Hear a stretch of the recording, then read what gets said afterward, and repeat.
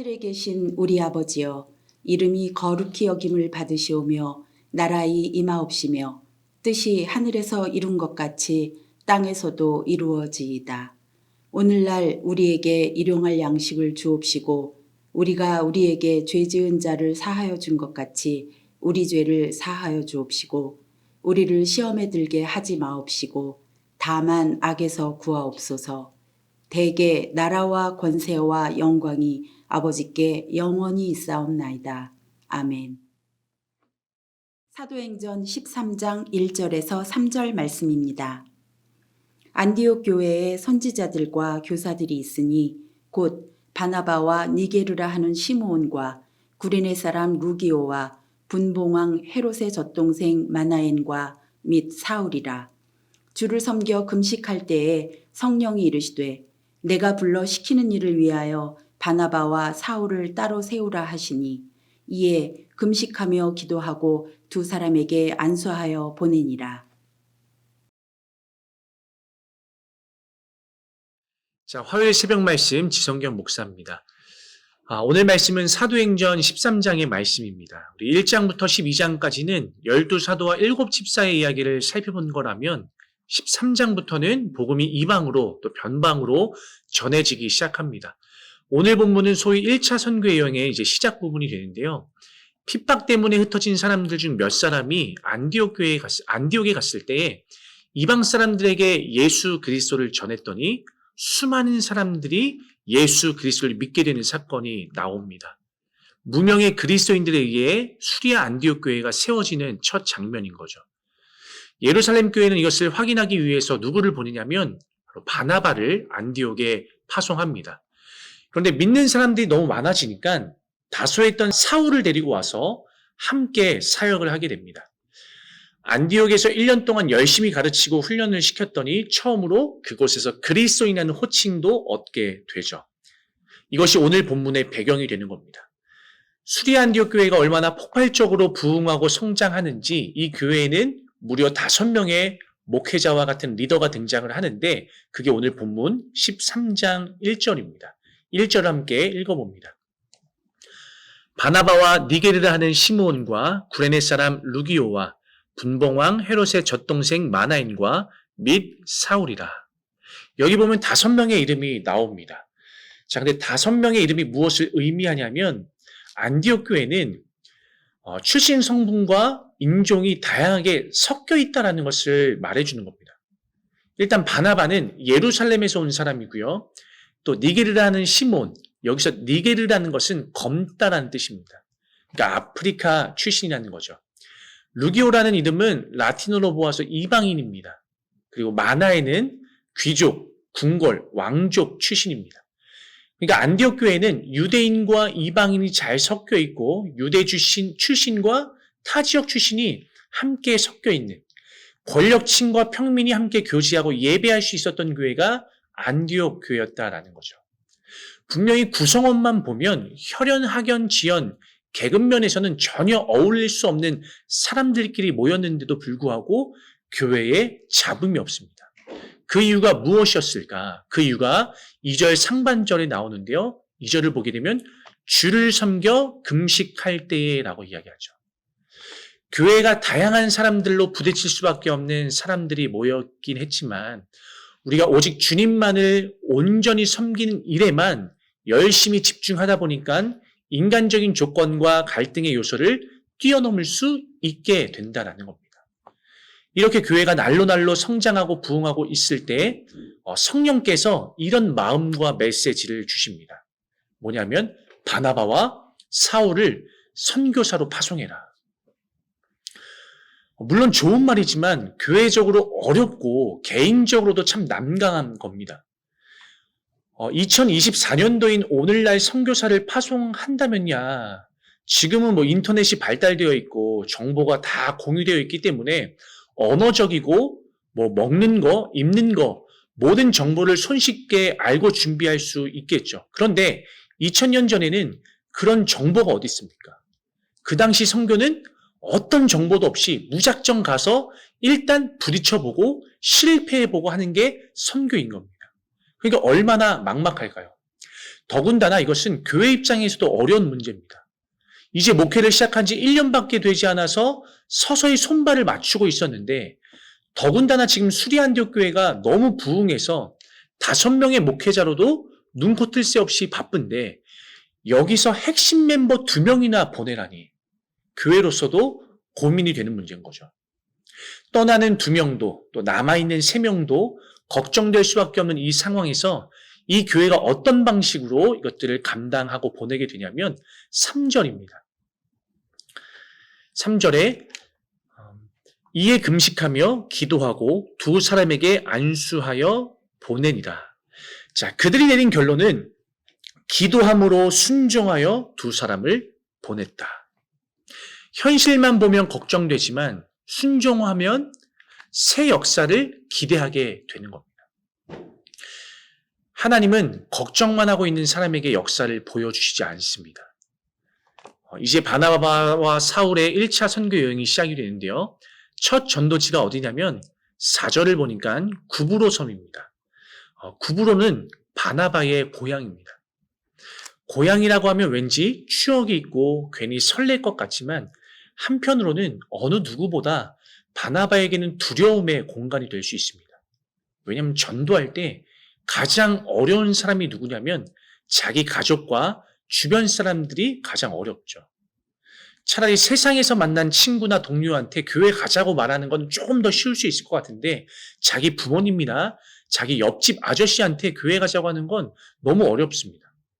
자, 그럼에도 불구하고 바나바와 사울은 정말 열심히 복음을 전했습니다. 그리고 그 결과가 나왔는데 7절입니다. 7절.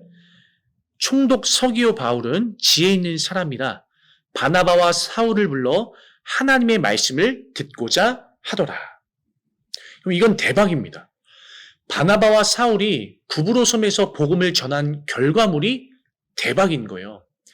구브로에서는 많은 회심자들이 일어나지는 않았지만 그 지역을 총괄하고 다스리던 대표자, 그러니까 프레지던트가 복음을 받아들이는 겁니다. 어느 정도냐면 총독 서기오 바울이 바나바와 사울을 불러서 나 예수님에 대해서 궁금한 게 너무 많이 있으니까 만나달라고 요청을 합니다. 아마도 복음을 전하는 바나바와 사울의 모습 속에서 많은 도전을 받았던 것 같습니다. 복음이 전해지려고 하는 기막힌 타이밍에 예상치 못한 방해꾼이 등장을 합니다.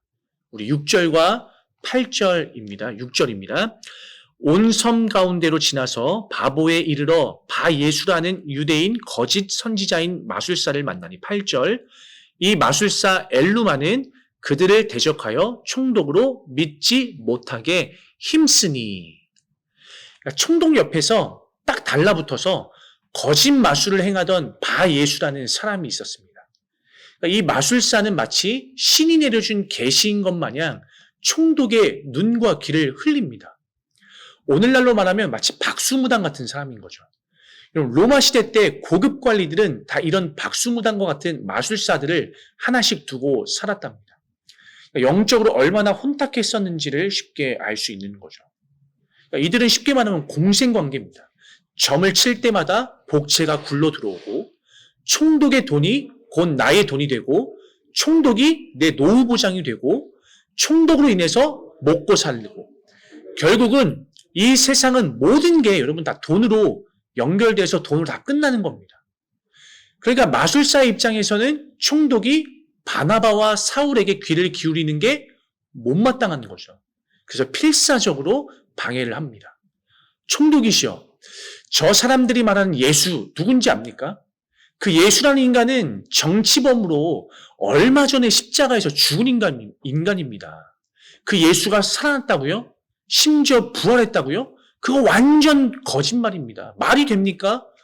만약에 총독이 예수를 믿는다는 건 이 지역사회에서도 문제가 될 거고 무엇보다 가장 큰 이유는 로마 황제가 총독을 믿어서 여기로 보냈는데 이러시면 곤란하죠. 총독이 복음을 받아들이지 못하도록 바예수가 결사적으로 방해를 합니다. 이때 성령 충만한 바울이 바예수의 악한 생각을 꿰뚫고 외칩니다. 이 마귀의 자식아 하면서 9절, 10절을 이렇게 이야기합니다. 자, 9절. 입니다. 바울이라고 하는 사울이 성령이 충만하여 그를 주목하고 이르되 모든 거짓과 악행이 가득한 자요 마귀의 자식이요 모든 의의 원수여 주의 바른 길을 굽게 하기를 그치지 아니하겠느냐. 여러분, 바예수라는 마술사는 이 지역에서 분명 영향력 있는 사람이고 이곳의 유지입니다. 그러니까 힘이 있어요. 그런데 바울은 이 사람 앞에서 주눅드는 게 아니라 담대하게 말합니다. 하나님, 저 가짜 예언자에게 하나님의 살아계심을 보여주십시오. 그랬더니 어떤 일이 일어나는가? 11절입니다. 보라, 이제 주의 손이 내 위에 있으니 내가 맹인이 되어 얼마 동안 해를 보지 못하리라니 즉시 안개와 어둠이 그를 덮어 인도할 사람을 두루 구하는지라. 이 가짜 마술사가 눈이 멀어서 앞을 보지 못합니다. 총독 입장에서는 늘 나의 눈과 귀가 되주었던 나의 점쟁이자 비선실세가 순식간에 앞을 보지 못하니까 놀랐겠죠. 그랬을 때 12절을 보면 이에 총독이 그렇게 된 것을 보고 믿으며 주의 가르치심을 놀랍게 여겼다라고 이야기합니다. 진짜 신 앞에 모래성처럼 무너지는 바예수를 보면서 총독은 누가 진짜 신인지를 깨닫게 되고 결국 예수 그리스도를 영접하게 되었더라. 분명 우리 인생에도 거짓 마술사와 같은 것들이 우리를 혼란하게 만듭니다. 그리고 이것들이 실제로 이기는 것처럼 보여요. 그러나 복음이 승리합니다. 이 복음이 거짓 엘루마들의 무릎을 꿇게 합니다. 이것이 오늘 말씀의 사실 결론입니다. 수많은 방해와 장애물들이 있지만 복음은 전해지고 많은 사람들은 주께 돌아오더라. 여러분, 오늘 하루 우리가 복음의 항해를 출발해야 합니다. 그때마다 여러분을 힘들게 하는 수많은 거짓 마술사들이 등장을 할 겁니다. 예수님의 능력이 우리에게 있으면 우리는 쉽게 승리할 수 있는데 그분의 힘이 없으면 우리는 헉헉거리기 시작합니다. 그러기에 하나님의 말씀으로 또 성령 충만함으로 악한 영을 대적해야 합니다. 그것이 우리의 기본이자 가장 강력한 무기가 되는 겁니다. 이 악한 계략을 이기는 방법은 오로지 성령 충만과 하나님의 말씀밖에 없습니다. 그래서 우리는 하나님의 전신갑주를 취하고 입어야 됩니다. 왜냐하면 이 영적 전투는 싸워서 무조건 이겨야 하는 전쟁이기 때문입니다. 지면 큰일 나는 겁니다. 오늘도 무기를 들어야 됩니다. 진리의 허리띠를 띠고 의의 호심경을 붙이고 평안의 복음의 신발을 신고 믿음의 방패를 들어서 우리에게 쏘는 불화살을 소멸시키고 구원의 투구를 쓰며 성령의 검, 하나님의 말씀으로 베어버리고 승리해야 합니다. 우리 삶 가운데 어려움이 생길 때마다 여러분 기억하십시오. 여러분은 힘 없는 사람이 아닙니다. 세상보다 더 강하고 세상보다 더 뛰어난 예수의 능력이 있으니 믿고 선포하시고 부딪혀 보세요. 그러면 여러분을 그냥 두지 않으십니다. 예수가 여러분을 담대케 할 줄 믿습니다. 아멘. 기도하겠습니다. 하나님 아버지 감사합니다. 오늘 안디옥 교회는 인종과 직업과 계층과 학력, 배경, 사상을 초월하여서 믿음 안에 하나가 되었음을 보았습니다. 우리 프람스 교회도 안디옥 교회 같이 다양함 속에 온전한 하나됨을 이루게 하여 주시고 우리의 삶도 그러하게 하여 주시옵소서.